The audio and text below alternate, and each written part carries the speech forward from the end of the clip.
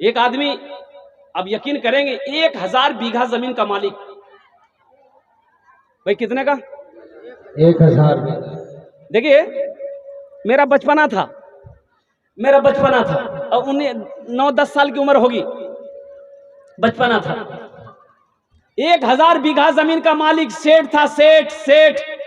और उसका कारोबार जानते क्या था? सूद का कारोबार था। लोगों को सूद देता था। और कुर्बान जाओ, नाखून काट रहा था बैठकर, नाखून काट रहा था, उंगली की नाखून, ब्लेड से काटते हैं नाखून काट रहा था। वो थोड़ा सा ना नाखून ज्यादा कट गया तो खून निकला, वैसे भी निकलता ही है, लोग आया गाय कर देते हैं, छूटे जाओ। नाखून काटा, थोड़ा सा कट गया, ये भी छोड़ दिया। 1 घंटा गुजरा कि उंगली फूलना शुरू हो गई, वो उंगली फूल गई, बहुत फूल गई। और दर्द इतना कि बेचे। वो मेडिकल गया, दवाई लिया, आराम नहीं, अफाका नहीं। रात गुजरी, ये उंगली इतनी फूल गई, भागा पूर्णिया गया, डॉक्टर को देखा। डॉक्टर बोला कि ये उंगली को काटना होगा, ये उंगली को काटना होगा, इन्फेक्शन फैल गया। बोला जल्दी काटो। उंगली यहां से कट गई, पट्टी उट्टी बांध दिया, घर आया। दर्द में आराम नहीं है, सुकून नहीं है, ना रात को सो पाता, ना खा पाता है, परेशान है। ये दर्द बढ़ता चला जा रहा है, घाव बढ़ता जा रहा है। फिर घबराया, पूर्णिया गया, डॉक्टरों ने चेकअप किया, बोला इन्फेक्शन बहुत बढ़ गया है, यहां से हाथ काटना पड़ेगा। बोला जल्दी काटो, चैन नहीं है, जल्दी काटो। मारा छुरी, काटा। पट्टी उट्टी करके घर आया। 15 दिन लोग आराम नहीं मिला। बोला किसी ने मशवरा दिया, पटना जाओ। पटना डॉक्टर को दिखाया। डॉक्टरों ने कहा कि यहां से हाथ इन्फेक्शन फैल गया है, यहां से हाथ काटना पड़ेगा। बोला जल्दी काटो, यहां से हाथ काट दिया। अब कुछ लोगों ने मशवरा दिया ऐसा कि यहां आपका इलाज नहीं होगा, भागिए बंबई। और बंबई गया, बंबई में डॉक्टरों ने मुआयना किया तो डॉक्टरों ने बताया कि भाई ये तो अब समझ लीजिए कि बहुत बीमारी फैल गई आपकी, यहां से हाथ काटना पड़ेगा। बोला जल्दी काट दो। ऑपरेशन करके घर आया, 1 महीना बिस्तर पे रहा। और कुर्बान जाओ मेरे भाई, जानते हो जब वो इंतकाल हुआ, उसकी कब्र बनाई गई तो कब्र मिल गई, जमीन मिल गई, कब्र बन के तैयार हुई, कब जमीन मिल गई। आलिमों से मशवरा लेने गया, एक अल्लाह वाले थे, उन्होंने कहा कि सुनो, हो जिस जगह गड्ढा खोद कर उसको दफन कर दो, कोई गड्ढा खोद के उसको दफन कर दो, इसलिए कि सारी दुनिया में कब्र बनाओगे, उसकी कब्र नहीं बनेगी, इसलिए कि जमीन भी नहीं चाहती कि इसका जिस्म मेरे अंदर आए। जमीन भी नहीं चाहती है कि इसका जिस्म मेरे अंदर आए। इसलिए मेरे बच्चों, मौलाना रूमी रहमतुल्लाह अलैह फरमाते हैं, जिसकी जिंदगी अच्छी होगी उसकी मौत अच्छी होगी, जिसकी जिंदगी बुरी होगी उसकी मौत बुरी होगी। वहां के लिए जियो, ये जिंदगी तो जैसी गुजरनी गुजर जाएगी, जैसी गुजरनी। ये आप बिरयानी खाओ, आप बिरयानी बैठकर खाओ, एक आदमी सूखी रोटी खाएगा, आपका भी पेट भरेगा, उसका भी पेट भरेगा, आपका भी वक्त गुजर जाएगा, इसका भी वक्त गुजर जाएगा, लेकिन सूखी रोटी हुआ जो खाया है इसका हिसाब नहीं है। तुमने जो बिरयानी खाया है इसका हिसाब अल्लाह को देना हो। तो मेरे भाई वहां की तैयारी करोगे मेरे भाई इंशाल्लाह करोगे, इंशाल्लाह।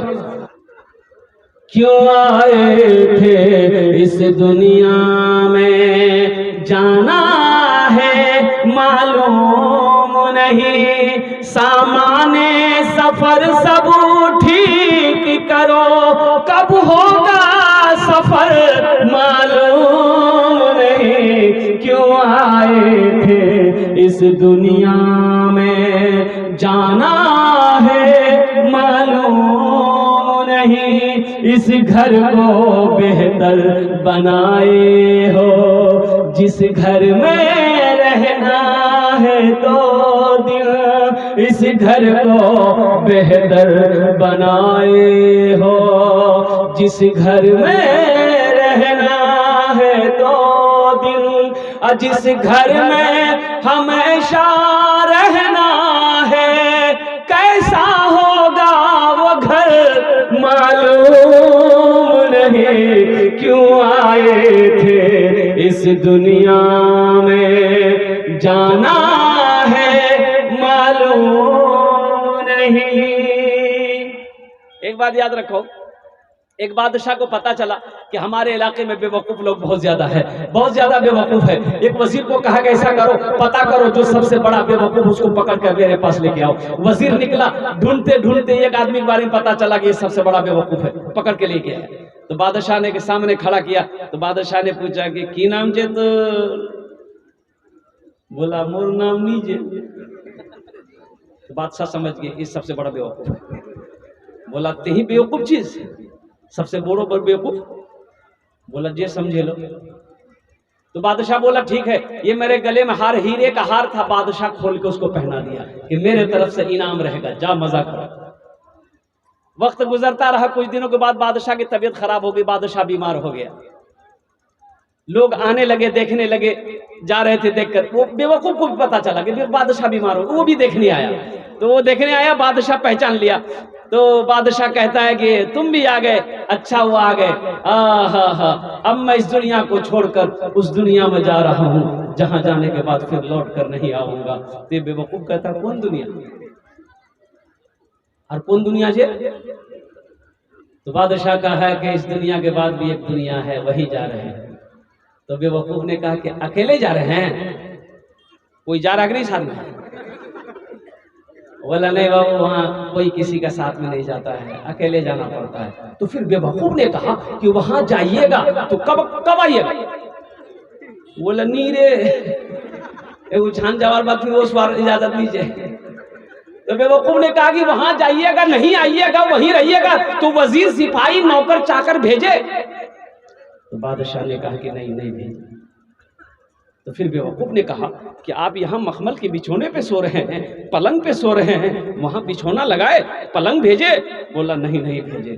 तो फिर ये बेवकूफ ने कहा कि यहाँ आप महल में है, वहां महल बनाए, वहां घर बनाए। तो बादशाह ने कहा कि नहीं बाबू, हम वहां घर नहीं बना पाए, महल नहीं बना पाए। तो ये बेवकूफ ने अपने गले से वो हीरे का हार खोला और बादशाह को पहना दिया। बोला हमसे बड़का बेवकूफ तो आप, हमसे बड़ा बेवकूफ तो आप हैं कि जाना है, वहां जाना है, जहां जाने के बाद लौट कर नहीं आना है। वहां का कोई इंतजाम नहीं किया, वहां का कोई इंतजाम नहीं किया, ना बिस्तर का इंतजाम किया, ना रहने का इंतजाम किया, ना महल का इंतजाम किया, ना घर का इंतजाम किया। तो बेवकूफ हम हुए कि आप हुए। ज़ारो कतार बादशाह रोने लगा। बादशाह उठकर खड़ा हुआ, सीने से लगाया कि तुम्हें किसने, कौन कहता है कि तुम बेवकूफ? कौन कहता है कि तुम बेवकूफ? इबादत करो तुम सदा अपने रब की, ये दुनिया किसी की हुई है न होगी। इबादत करो तुम सदा अपने रब की, ये दुनिया किसी की हुई है न होगी। इबादत करो तुम सदा अपने रब की, ये दुनिया किसी की हुई है न होगी। यहाँ पर किसी की बनी ना बनेगी, मिलेगी तो 2 गज ज़मीं ही मिलेगी। यहाँ पर किसी की बनी ना बनेगी, मिलेगी तो 2 गज ज़मीं ही मिलेगी। इंशाअल्लाह आखिरत की तैयारी करेंगे मेरे भाई। एक बात याद रखिएगा, आदमी मर जाता है, उसका रजिस्टर बंद हो जाता है, उसका फाइल बंद हो जाता है। इसलिए कि आदमी, अब आप नमाज नहीं पढ़ सकते हैं, रोजा नहीं रख सकते हैं, हज नहीं कर सकते हैं, ज़कात नहीं दे सकते हैं, आपका रजिस्टर बंद। लेकिन 3 काम ऐसा है दुनिया में करके आप मर जाओगे, अल्लाह क़यामत तक ये काम दुनिया में चलता रहेगा, अल्लाह क़यामत तक कब्र में सवाब अता फरमाता रहेगा। इंशाअल्लाह वो 3 काम है, अगर मैं बताऊं करेंगे इंशाअल्लाह। हाथ उठाओ, इंशाअल्लाह मैं देखना दुआ करूंगा इंशाअल्लाह। अल्हम्दुलिल्लाह ये सारे लोग तैयार हैं। वो 3 काम क्या है, उसको बोलते हैं सदक़ा जारिया। क्या है बोलो? सदक़ा जारिया। अल्लाह के रसूल जनाबे मोहम्मद रसूलुल्लाह सल्लल्लाहु अलैहि वसल्लम इरशाद फरमाते हैं ये सदक़ा जारिया है। अरे कौन किसको याद रखता है भाई? मरने के बाद फौरन कौन किसको याद करता है? 1 महीना, 2 महीना, 3 महीना, 6 महीना, 6 महीना, साल भर कोई याद रखेगा? साल भर के बाद तो आपका नाम लेने वाला कोई नहीं रहेगा, कोई नाम लेने वाला आपका नहीं रहेगा साल भर के बाद। ये दुनिया की हकीकत है। ये दुनिया की हकीकत है, ये दुनिया की सच्चाई है, इतनी बड़ी जालिम दुनिया है। इसलिए मेरे भाइयों कुछ ऐसा अमल करो, कुछ ऐसा काम करो कि रहती जिंदगी कर लो, अल्लाह कयामत तक कब्र में सवाब अता फरमाता रहेगा। बेटा याद करे या ना करे, बीवी याद करे या ना करे, भाई याद करे या ना करे, गम नहीं है। हम दुनिया में ऐसा काम करके आए हैं कि अल्लाह कयामत तक कब्र में सवाब अता फरमाता है। सदक़े जारिया है। अल्लाह के रसूल सल्लल्लाहु अलैहि वसल्लम इरशाद फरमाते हैं कि मस्जिद बना देना, मदरसा बना देना, मस्जिद बना देना भाई, मस्जिद बना देना, मदरसा बना दो, मस्जिद बना दो, मदरसा बना दो। जब तक ये मदरसा चमकता रहेगा, जब तक मस्जिद इस धरती पर कायम रहेगी, बनाकर मर जाओगे, अल्लाह कब्र में क़यामत तक सवाब अता फरमाता रहेगा। कहीं चश्मा, दूसरा अमल, कहीं चश्मा लगवा दिए, कुआं खुदवा दिए, राहगीर प्यासा लोग पानी पीता रहेगा। जब तक ये सिलसिला चलता रहेगा, अल्लाह कब्र में सवाब अता फरमाता रहेगा।